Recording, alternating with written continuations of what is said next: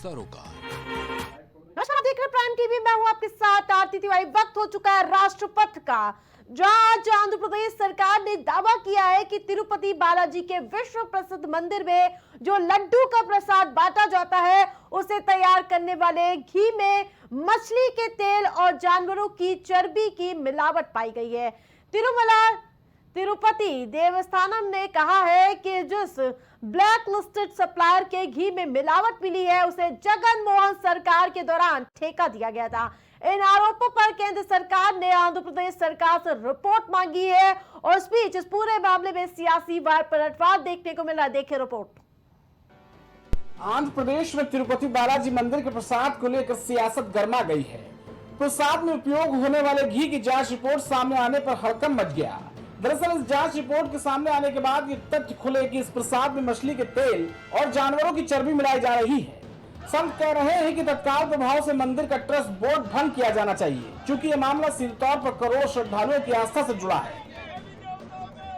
हम लोगों के संविधान में ये कहा गया कि सब लोग अपनी अपनी पूजा पद्धति अपने अपने अनुसार मानेंगे, लेकिन क्या संविधान में ये परमिशन है कि हमारी पूजा पद्धति पर अधिकार प्रादेशिक सरकार का होगा, या उस पर कमेटी बना के रखी जाएगी, अथवा उसमें मिलावट होगी, अथवा उसमें भी कुछ ऐसी चीजें मिला दी जाएंगी जिससे सनातनियों का धर्म बर्बाद हो जाएगा।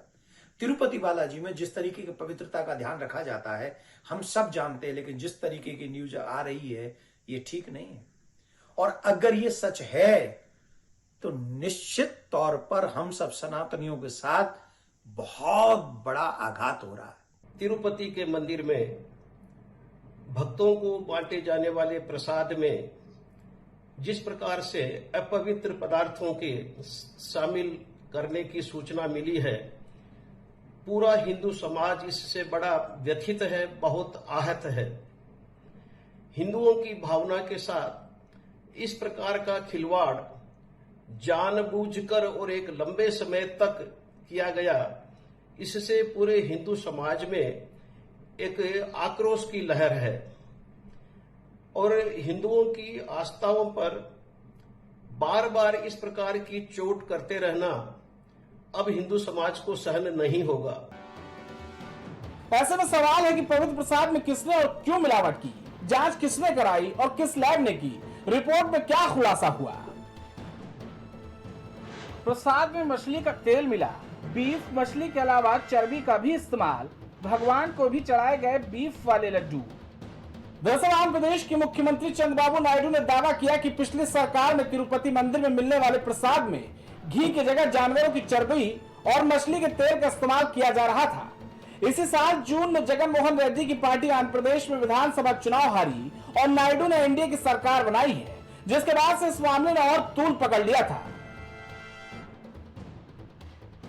9 जुलाई 2024 को सैंपल भेजा गया, 16 जुलाई को रिपोर्ट सामने आई, 22 जुलाई को मंदिर ट्रस्ट ने बैठक की, 23 जुलाई फिर से सैंपल लिया गया और 18 सितंबर को रिपोर्ट में चर्बी की फिर से पुष्टि हुई।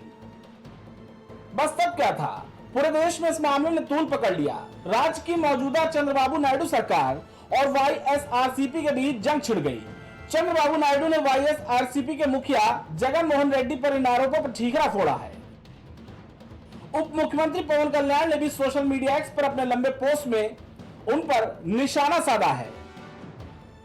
तिरुपति बालाजी प्रसाद में जानवरों की चर्बी मिलाए जाने की बात से सभी बहुत परेशान हैं। तत्कालीन वाईएसआरसीपी सरकार की ओर से गठित टीटीडी बोर्ड को कई सवालों के जवाब देने होंगे।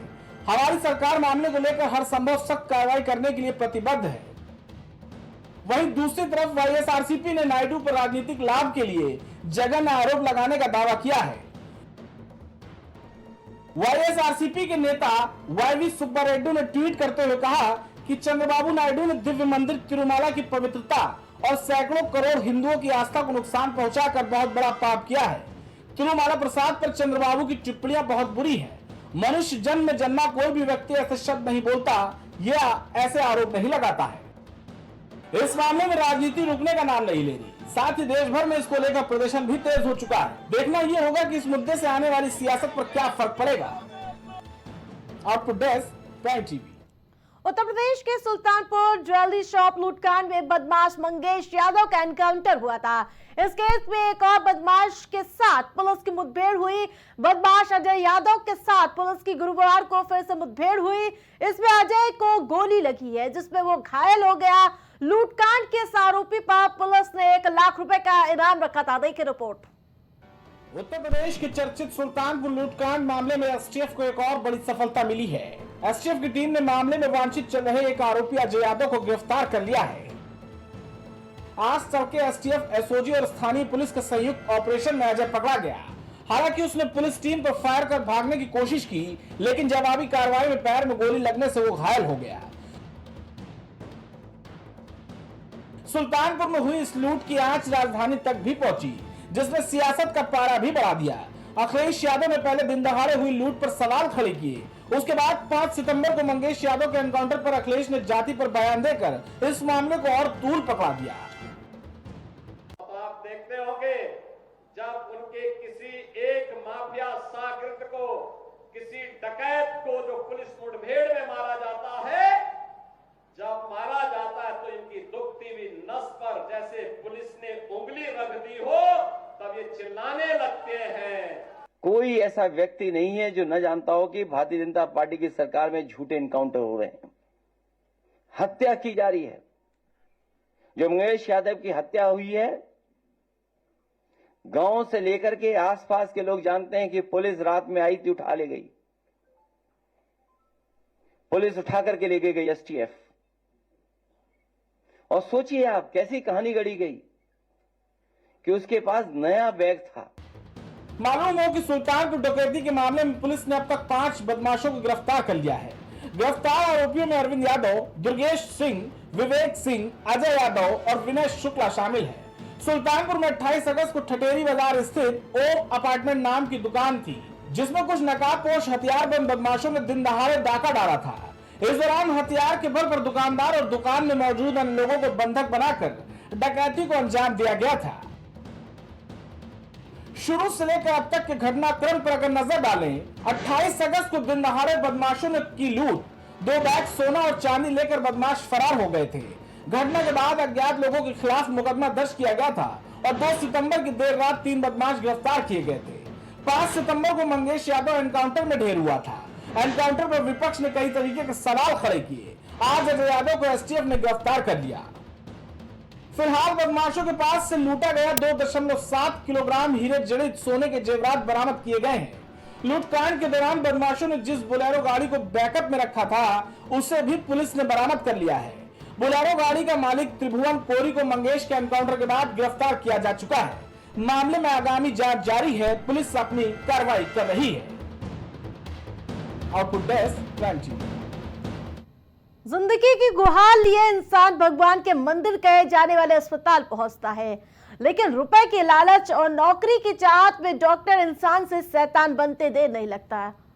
मासूमों की मौत इनके लिए महज एक आंकड़ा ही रह गया। नोटों की गड्डी पर डिग्री खरीदकर इसमें जिंदगी के साथ खिलवाड़ करते हुए नजर आ रहे डॉक्टर्स। देखिए हमारी ये रिपोर्ट। एक मौत, 2 मौत, फिर तीसरी मौत। आए दिन हर रोज कोई ना कोई झोला छाप डॉक्टरों के शिकंजे चढ़ता ही है। ये मौतें हम और आपके लिए शायद महज एक नंबर हो, पर उन मौतों का वियोग उनसे पूछिए जो बड़े ही अरमानों से अपने घर के चिराग का स्वागत करते हैं। वो दुलार और प्यार उस माँ से पूछिए जिसने अपने कलेजे के टुकड़े को ममता की आंचल में छुपा कर रखा हो। वो शान और अरमान उस पिता से पूछिए जिसने अपने खून को कड़कती धूप में मेहनत करके सींचा हो। पर वो कहते हैं ना, बाप बड़ा ना भैया, सबसे बड़ा रुपया। जब किसी भी इंसान के मन में रुपए की लालच घर बना ले, तो फिर क्या डॉक्टर, क्या स्वास्थ्य विभाग, दोनों की मिलीभगत से हो रहा भ्रष्टाचार।